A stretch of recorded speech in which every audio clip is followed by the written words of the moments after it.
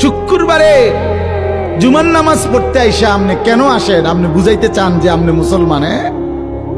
সারা সপ্তাহ এক ওয়াক্ত নামাজ পড়েন না, শুক্রবারে আপনি বুঝাইতে আইসেন মসজিদে আপনি মুসলমান। কিত্তেন আইসেন? আপনি মুসলমান বুঝানোর জন্য শুক্রবারে আসার তো দরকার না। আপনার না ভোটার আইডি কার্ড আছে তো আর কি? এই ফালতু কিত্তা গাইলা? আরে না ফরমান, কেন আসলি না ফরমান? তোর না ভোটার আইডি কার্ড আছে বেটা, তোর না জন্ম নিবন্ধন সনদ আছে?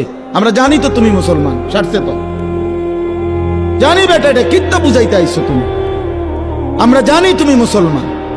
তোমার ইমানদারের মুসলমানদের কবরস্থানেই দাফন দেবো, সমস্যা নাই। শুক্রবারে আইয়া বুঝাইবার দরকার নেই। আর যদি কেউ বলেন না হুজুর আমি